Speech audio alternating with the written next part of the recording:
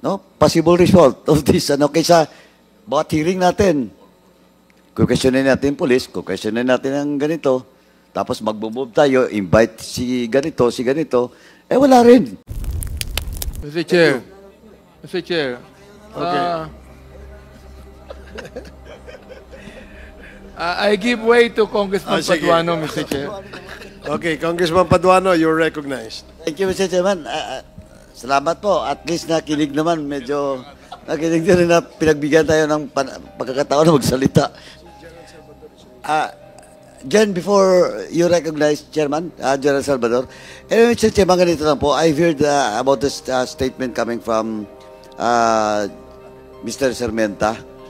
Sir, you mentioned about the representation of our country through the former DOJ Secretary on the International Human Rights Conference during the time. Being represented by Human Rights. If UN I'm mistaken, Human Rights in Geneva. in Geneva, which was represented by the then DOJ Secretary Guevara, di ba? Medyo makalimutin na kasi itong si Chairman Abante siguro.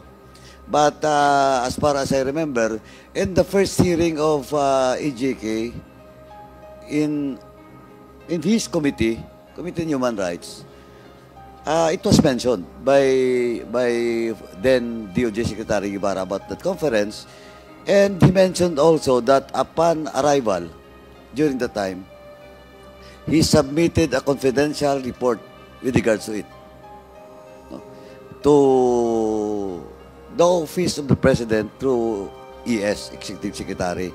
Now, as far as I remember during the time when I asked him about the document, a confidential document, I directly asked him if the committee or the Congress can ask the Executive Department to give us a copy of that confidential. Now, sabi niya, of course, the Office of the President through the ES will invoke executive privilege, etc., etc. But sabi ko nga sa kanya, what if? Kasi that report and those incidents in that report happens in the previous administration, and if the Office of the President through the ES will waive its right with regard to executive privilege, pwede po. Sabi niya, pwede. Kaya, Mr. Chairman, pwedeng balikan natin yung Quadcom. We once again, well, in fact, I move for it during that hearing that to the chair that we will write a letter to the Office of the President, to the ES, for us to give us the copy about that confidential report. Kasi mahalaga po yun. That's number one, Mr. Chairman. Kaya kailangan lang siguro natin pag-usapan ulit para makakuha tayo ng comprehensive confidential report with regards to EJK that was also delivered by some portion of it was delivered also by then DOJ Secretary Guevara dun sa UN, United Nations Human Rights Conference at in Geneva. Now, second, Mr. Chairman, the case that was mentioned by the civil society groups, the Rise Up, well, in fact, it was also confirmed by the PNP that there are around 6,000 to 7,000 cases of nanlaban. And most of it, as confirmed by Director Labin, na NBI, karamihan po, wala. Now, ngayon, sabi nga kanina ni Chairman Abante, what can the PNP do about it? The NBI can do about it. I think, Mr. Chairman,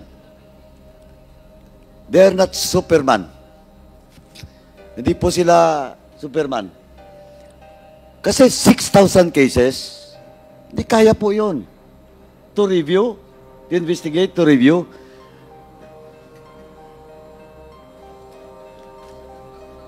Yes, sabi natin 7,000. Kahit sabi ko nga kanina kay Chairman Barbers, kahit 2,000 o 3,000 na lang. Abutin lang po to be honest and candid about it. Abutin lang po ng next at patapos ang administrasyon na to, hindi po ito matatapos. Sa totoo lang po. Because we also don't want, PNP is involved in this. Nanlaban. Then you give the PNP the responsibility to review it? Wala. Sigurado yon, di ba? At same time, we will also do not want the organization of the PNP will focus on this. Marami pa po silang trabaho. Now, ganon din pong NBI. Pag binigay mo to yung 7,000 sa NBI, wala. Especially the statement coming from Attorney Lavin na out of the 52, 13 only because some relatives of the victims are not anymore interested. They are not cooperating. Walang evidence, etc. etc. Walang mangyari. Kahit anong motion natin dito, every hearing, i-move natin, wala mangyari dito. Now, kaya nag-usap kami kanina ni Chairman Marbers, if the committee or my co-chairs, and of course, the lead chair, Chairman Barbers, will join me, siguro dun sa committee report or partial committee report na ilalabas natin, we will ask the executive department to create na super body or a commission, no, to concentrate and investigate para yung mga agencies natin hindi magka-problema sa trabaho nila. Siguro may representative kami from the PNP doon sa commission na yon, pero dapat ito, this will result for a very fair, honest, and truthful result. Doon po sa sinasabi nating mga 7,000 cases of nanlaban. Para at least magiging yung question of result, no? Possible result of this, kaysa bawat hearing natin, kukwestiyonin natin yung police, kukwestiyonin natin ang ganito, tapos magbo-move tayo, invite si ganito, wala rin. Di ba?